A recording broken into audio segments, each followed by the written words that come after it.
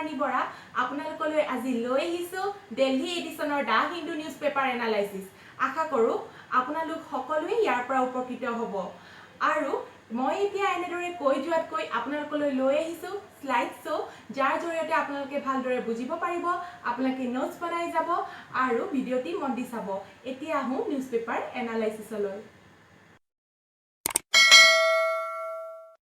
Guys, আজি maximum article COVID-19 or logot related. Prothom article to hoise a plan to revive a broken economy. Guys, recently government has step to economic revive koriboloi. Government has the economic package announced korise for support livelihoods. Hey bihoye article to writer discuss korise. Next article to hoise provide income support restores jobs.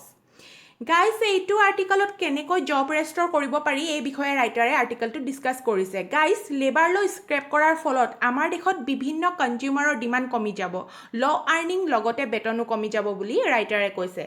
Next আৰ্টিকলটো হৈছে local motives guys এইটো আৰ্টিকলত যি আমাৰ prime minister Narendra Modi ডাঙৰীয়াই আত্মনিৰ্ভৰ ভাৰত অভিযানৰ বিষয়ে অৰ্থাৎ আত্মনিৰ্ভৰশীল ভাৰত হ'ব লাগিব বুলি ভাষণ দিছিল সেই বিষয়ে এই আৰ্টিকলটোত ৰাইটাৰে ডিসকাস কৰিছে Next article to hoise liquidity lifetime.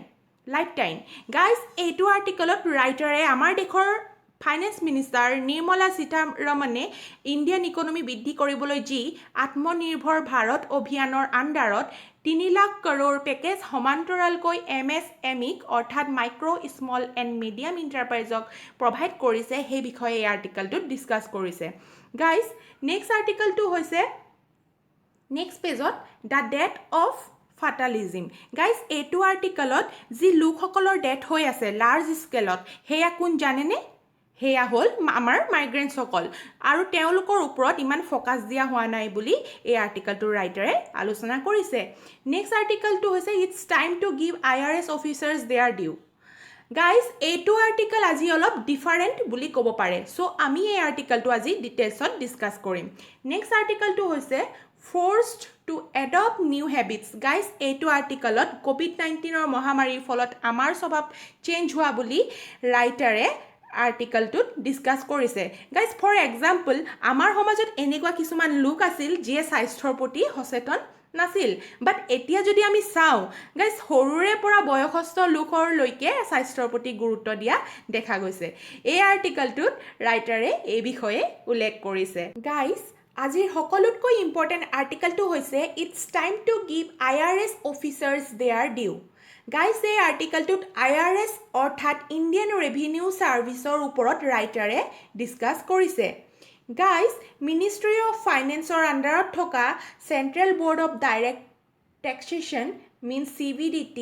কেজনমান IRS অফিচাৰৰ এগেইনষ্টত তেওঁলোকে গভৰ্ণমেণ্টক দিয়া এখন ৰিপৰ্টৰ কাৰণে অনুশাসনিক কাৰ্যবাহী চলাইছে গাইস অফিচাৰ্স সকল কৰাপ্টেড নহয় আনকি কোনো মিনিষ্টাৰকো গালি পৰা নাছিল সো তেন্তে তেওঁলোকৰ দ্বাৰা কি ক্ৰাইম কৰা হৈছিল যে তেওঁলোকৰ এগেইনষ্টত একচন লোৱাৰ কথা আহি পৰিল গাইস তেওঁলোকৰ ক্ৰাইম এইটোৱে যে তেওঁলোকে এখন ৰিপৰ্ট তৈয়াৰ কৰি উলাইছিল টাইটেলটো হ'ল ফোৰ্স অৰ্থাৎ Fiscal options and response to COVID-19 epidemic. যি COVID-19 বেমাৰ তাৰ কাৰণে ফিস্কেল ৰেসপন্স কেনেকুৱা হোৱা উচিত এই বিষয়ে ৰিপৰ্টটো বনোৱা হৈছিল গাইস 50 জন IRS অফিচাৰে তেওঁলোকৰ মাজত ডিসকাস কৰি এই ৰিপৰ্টৰ দ্বাৰা তেওঁলোকৰ ভিউ দিছিল আৰু এই ৰিপৰ্টখন গভৰ্ণমেণ্টৰ ওচৰত দাখিল কৰা হৈছিল গাইস IRS এছ'চিয়েশ্যনে যি টুইটাৰত ৱেবছাইটত হেণ্ডেল কৰি আছে তাত এই ৰিপৰ্টটো দিয়া আছে গাইস গভৰ্ণমেণ্টে তেওঁলোকক এই ৰিপৰ্টটো বিচৰা নাছিল তেওঁলোকে নিজে ইণ্ডিয়াৰ ফাইনেন্সিয়েল ক্ৰাইসিসৰ প্ৰতি লক্ষ্য ৰাখি ৰিপৰ্টটো তৈয়াৰ কৰিছিল য'ত কোৱা হৈছিল ইনকাম টেক্সৰ যি স্লেব আছে তাত যি 1 crore এভভ ইনকাম হয় তাত 40% স্লেব আপোনালোকে ৰাখিব পাৰে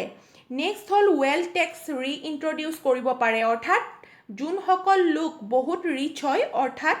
5 crore ওপৰত ইনকাম হয় তেওঁলোকৰ ওপৰত ৱেল টেক্স লগাব পাৰে নেক্সট হৈছে এডিশনাল ওয়ান টাইম সেস লগাব পাৰে গাইস সেস কি হয় সেস হল টেক্স অন টেক্স অৰ্থাৎ যি টেক্স পাৰ্টিকুলাৰ পাৰ্পজৰ কাৰণে লগোৱা হয় যেতিয়া আপোনালোকে শুনে যে এডুকেশ্যন টেক্স লগালে এনভাইৰমেণ্টেল টেক্স লগালে অৰ্থাৎ সেই টেক্স এডুকেশ্যন ফিল্ডতেই খৰচ কৰা হ'ব আৰু এনভাইৰমেণ্ট কাৰণেই খৰচ কৰা হ'ব গতিকে চেছ লগোৱা কথা কৈছে য'ত নেকি কোভিড-19 ৰিলিফৰ নামত 10 লাখ বা তাৰ ওপৰত ইনকাম হৈছে গাইজ যোনবোৰ সেক্টৰ কোভিড-19 কাৰণে বৰবাদ হৈ গৈছে মিন্স খতম হৈ গৈছে সেইবোৰ সেক্টৰক ৰিপৰ্টখনত টেক্স ৰিলিফ দিব লাগে বুলি কোৱা হৈছে আৰু লগতে ইনহেৰিটেন্স টেক্স ৰিইন্ট্ৰডিউচ কৰিব লাগে বুলিও কোৱা হৈছিল গাইজ এই সকলোবোৰ সাজেশনছ ফোৰ্স ৰিপৰ্টখনত IRS অফিচাৰ কেজনে মেনশন কৰিছে এটা নেক্সট আহো হেতু হৈছে জেনাৰেলিষ্ট ভাস দা স্পেশালিষ্ট গাইজ ইয়াৰ পৰা গম পোৱা গৈছে যে জেনাৰেলিষ্ট আৰু স্পেশালিষ্ট সকলৰ মাজত মতানৈক্য ঘটিছে গাইজ আমাৰ দেখোন মিনিষ্ট্ৰি অফ ফাইনেন্সৰ সদায় এজন IS অফিচাৰ হেড হয় গাইজ দা ৰেভিনিউ সেক্ৰেটাৰী দা এক্সপেন্ডিচাৰ সেক্ৰেটাৰী ফাইনেন্স সেক্ৰেটাৰী এই সকলোবোৰত IS অফিচাৰে হেড হোৱা দেখা যায় য'ত নেকি তেওঁলোকৰ ইকোনমিক সিচুৱেশ্যন হেণ্ডেল কৰিবলৈ ইমান পাৱাৰ নাথাকে অৰ্থাৎ তেওঁলোকৰ সামান্য এক্সপেৰিয়েন্স হে থাকে আনহাতে CBDT IRS অফিচাৰৰ দ্বাৰা মেনেজ কৰা হয় যাৰ লগত ৰিচ এক্সপেৰিয়েন্স থাকে গতিকে ইয়াত কোৱা হৈছে যে CBDTৰ যোন চেয়াৰম্যান হয় ৰেংক সেক্ৰেটাৰী কিন্তু তেওঁলোকক স্পেশাল সেক্ৰেটাৰী বুলিও কোৱা হয় তেওঁলোকে ফুল ফ্লেজ সেক্ৰেটাৰীৰ নাম নাপায় কিয়নো তেওঁলোকৰ ওপৰত থাকে IS অফিচাৰ গতিকে ৰাইটাৰৰ এই সিস্টেমটোক ৰং সিস্টেম বুলি কৈছে ৰাইটাৰে এই আৰ্টিকেলটোক যোনটো সিস্টেম ইয়াক ৰং বুলি আৰ্টিকেলটোত আলোচনা কৰিছে গাইজ বাজেটৰ উত্থাপনৰ সময়তো ফাইনেন্স মিনিষ্টাৰ গৰাকীৰ লগত IS অফিচাৰ জনেহে মিডিয়াৰ ফ্ৰণ্টত বহে বা আহে বাট গোটেই হাৰ্ডৱৰ্কখিনি IRS অফিচাৰ সকলেহে কৰে বুলি ৰাইটাৰে এই আৰ্টিকেলটোত মত প্ৰকাশ কৰিছে গতিকে এইদৰে চালে দেখা যায় যে IS অফিচাৰ সমূহক ৰিজাৰ্ভ বেংক অফ ইণ্ডিয়াৰ গভৰ্ণৰ বনাই দিয়া হয় চিফ ইলেকশ্যন কমিশনাৰ বনাই দিয়া হয় কন্ট্ৰোলাৰ এণ্ড অডিটৰ জেনেৰেল বনাই দিয়া হয় কিন্তু ভালদৰে চালে এই পোষ্টসমূহত নিজৰ ফিল্ডৰ হেড বনাব পৰা যায় গতিকে সকলোতকৈ ডাঙৰ প্ৰব্লেম এইটোৱে যে যোন টু পোষ্টত এপইণ্ট হ'ব লাগে হোৱা নাই গাইজ IS অফিচাৰক ষ্টিল ফ্ৰেম অফ ইণ্ডিয়া বুলি সকলোৱে মানে কিন্তু ৰাইটাৰে এই পোষ্টটোত বা আৰ্টিকেলটোত মমেৰে ধৰা বুলি ক্ৰিটিসাইজ কৰিছে মিন্স মামৰে ধৰা বুলি ক্ৰিটিসাইজ কৰিছে গতিকে গাইজ জেনাৰেলিষ্ট ভাৰ্চাছ দা স্পেশালিষ্ট বৰ্তমান আৰ্টিকেলটো হুৱা মেইন ডিবেট টপিক গতিকে শেষত ৰাইটাৰে ফোৰ্স ৰিপৰ্টখনক গুৰুত্বপূৰ্ণ ৰিপৰ্ট বুলি কৈছে আৰু এই ৰিপৰ্ট বনাই উলিওৱা 50 জন IRS অফিচাৰক আমি প্ৰশংসা কৰিবই লাগে তাক